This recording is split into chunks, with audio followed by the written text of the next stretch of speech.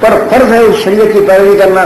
یہ دوسری بات ہے کہ آپ کو اللہ تعالیٰ نے اختیار دیا ہے, آپ کریں یا نہ کریں, فرض تو کر لیا ہے لیکن اختیار بھی دے دیا آپ کو, راستے بتا دیے اس نے, یہ صحیح راستہ ہے, یہ غلط راستہ ہے, ترغیب بھی دے دیا آپ کو صحیح راستے پر چلنے کی, برے راستے سے چلنے سے ڈرا بھی دیا ہے, سب کچھ کر دیا جو اللہ تعالیٰ کی فرائض میں تھا. اپنی ذمہ داری اس کی پوری کر دی, اتمام حجت کر دیا. اب اس کے باوجود بھی اگر کوئی شخص غلط راستے پر چلتا ہے تو وہ خود گنہگار ہے, اللہ تعالیٰ پر کوئی حجت قائم نہیں ہو سکتی. اس نے اب تمام حجتیں پوری کر دی اور بڑی اچھی طرح سے پوری کر دی.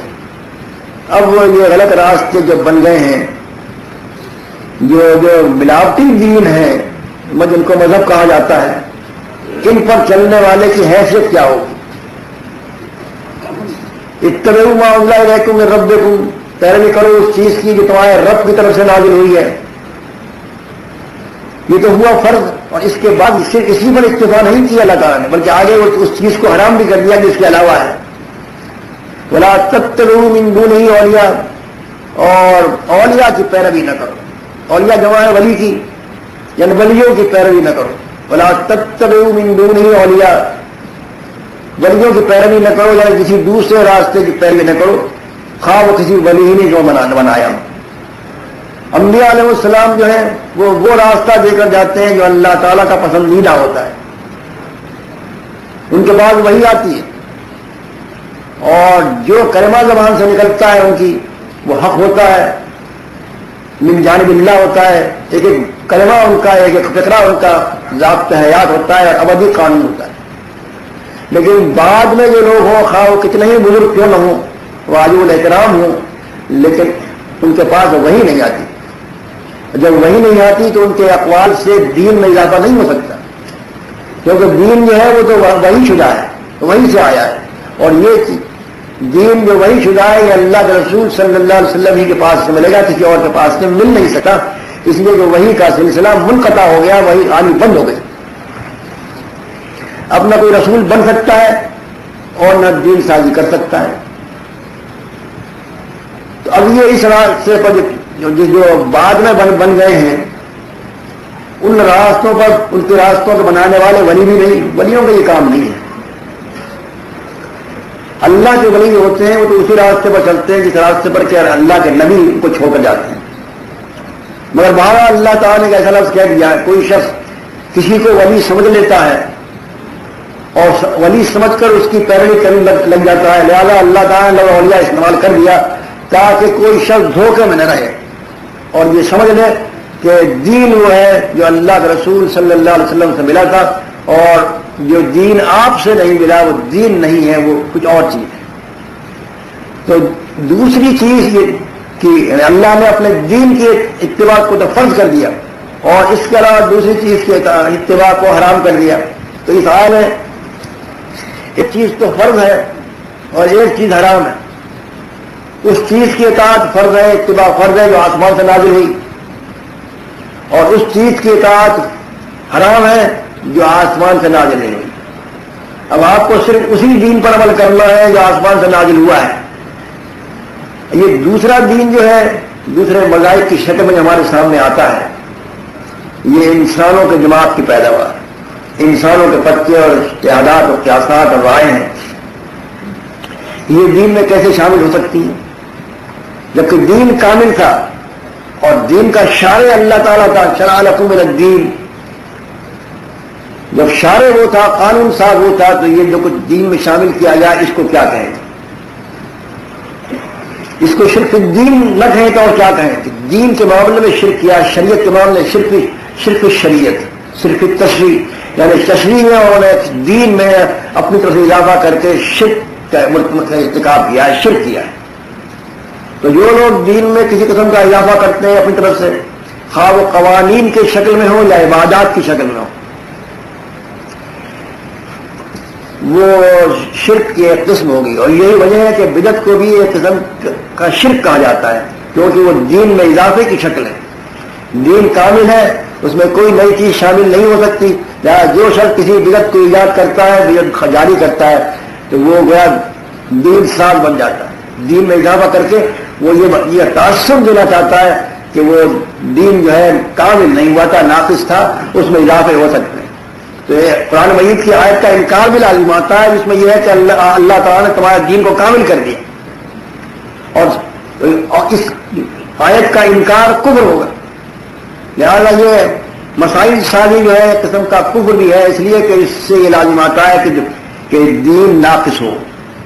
اور جب شارع اللہ تعالیٰ ہے، قانون اللہ تعالیٰ کا ہے، قانون بنانے والا وہ ہے، شریعت بنانے والا وہ ہے، تو اگر کوئی شخص اور اس میں شرکت کرتا ہے قانون سازی میں، تو وہ قانون سازی میں شرکت کرنے کی وجہ سے شرک کا بھی مرتکب ہوگا، یعنی کفر بھی آ رہا ہے ساتھ ساتھ اور شرک بھی آ رہا ہے ساتھ ساتھ۔ وہ آیت جو پڑھی تھی اسے یاد رکھیں آپ، وَلَا تَكُونُوا مِنَ الْمُشْرِكِينَ الَّذِينَ فَرَّقُوا دِينَهُمْ وَدِينَهُمْ وَكَانُوا شِيَعًا۔ اسی کی تشریح کر رہا ہوں، کس طرح سے وہ بدل بن کر تشریح کی اس نے مشرکین کی کہ فرقہ بندی کس طرح شرک ہے، کس طرح شرک ہے۔ یہ فرقہ بندی جب آتی ہے تو مسائل سازی بھی ہوتی ہے، اور مسائل سازی ہی کے بعد فرقہ بنتا ہے، اس لیے کہ جن جن لوگوں نے مسائل سازی کی ہے وہی فرقوں میں تبدیل ہو گئے ہیں۔ اگر دین سازی نہ کرتے تو فرقے بنتے نہیں۔ فرقے بننے کی وجہ یہ ہے کہ ہر ایک نے اپنا اپنا مذہب بنا لیا، اور علیحدہ مذہب بنا لیا، علیحدہ مذہب بنا، علیحدہ فرقے بن گئے۔ اگر یہ علیحدہ مذہب نہ بنتے اور وہی ایک دین رہتا، قرآن حدیث تیسری چیز اس میں شامل نہیں کی جاتی، تو کوئی فرقہ نہیں بنتا۔ فرقہ بننے کی اصل بنیاد جو ہے وہ ہے یہ دین سازی، اور دین سازی جو ہے جو بنیاد ہے، یعنی شرک اس کی بنیاد ہے، تو پھر فرقہ بندی کی بنیاد کیا چیز ہوئی؟ فرقہ بندی کی بنیاد ہی شرک ہوئی، اور جب فرقہ بندی کی بنیاد شرک ہوئی تو پھر صحیح طور پر یہ بات آ گئی کہ وَلَا تَكُونُوا مِنَ الْمُشْرِكِينَ کی تشریح کیا ہے؟ فرقہ بندی، مشرکین میں سے مت ہو جانا، یعنی ان لوگوں میں سے مت ہو جانا جنہوں نے دین کو ٹکڑے ٹکڑے کر کے فرقے فرقے بنا لیے۔ یہ دین کو ٹکڑے ٹکڑے کیسے کیا؟ یہ اصل دین جو تھا وہ تو اسلام تھا، جو منزل من اللہ تھا، آسمان سے نازل ہوا تھا، اس میں بھی حصے اور بکھرے ہو گئے، تقسیم کیا گیا، اور سنتوں کے متعلق عام طور پر یہ آپ سنتے رہتے ہیں کہ یہ فلاں مذہب میں سنت ہے، فلاں مذہب میں نہیں، فلاں سنت فلاں مذہب میں ہے، فلاں میں نہیں۔ اس قسم کے فطرے آپ کے ذہن میں آتے رہتے ہوں گے، آپ سنتے رہو گے، اور یہ بھی آپ سنتے رہتے ہیں کہ فلاں مذہب میں یہ چیز حلال ہے، فلاں مذہب میں حرام ہے۔ تو آخر اسلام میں وہ چیز کیا ہے جس چیز کو ایک مذہب کہتا ہے حلال، دوسرا مذہب کہتا ہے حرام؟ اگر پوچھنے والا یہ پوچھتا ہے کہ ہمیں یہ بتاؤ اسلام میں یہ چیز حلال ہے یا حرام ہے، تو کیا جواب ملے؟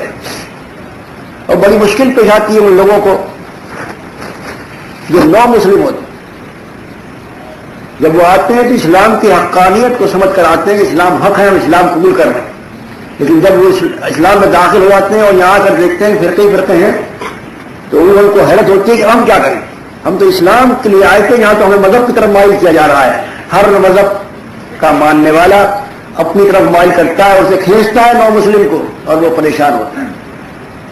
تو یہ فرقہ بندی جو ہے یہ خود پریشانی کا باعث ہے، اور اس کی وجہ سے تبلیغ بھی صحیح نہیں ہو سکتی۔ وجہ کیا تبلیغ صحیح نہ ہونے کی؟ کہ پڑھنے والا جو سوچ سمجھ کے اسلام کی طرف مائل ہوگا وہ یہ دیکھے گا کہ ان میں اتنے مذاہب ہیں، میں کس مذہب کی طرف جاؤں؟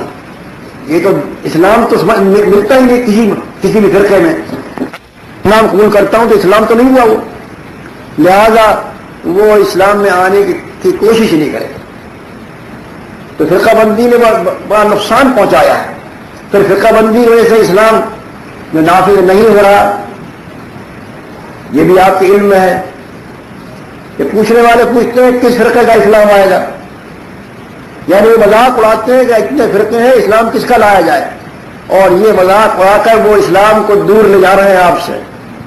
اگر سب مل کر یہ کہہ دیتے کہ وہ اسلام لے آؤ جو ان فرقوں کے بننے سے پہلے تھا، تو کوئی جھگڑا نہیں ہوتا، اس اسلام کو سب مانتے ہیں۔ اور وہ اسلام کن چیزوں میں؟ قرآن مجید اور حدیث میں۔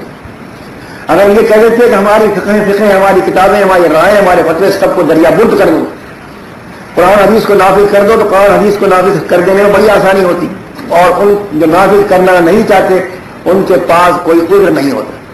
لیکن اب وہ تو موجود ہے، آپس میں صرف اٹھل ہو رہی ہے، دو جب لڑتے ہیں تو تیسرے کا فائدہ ہوتا ہے۔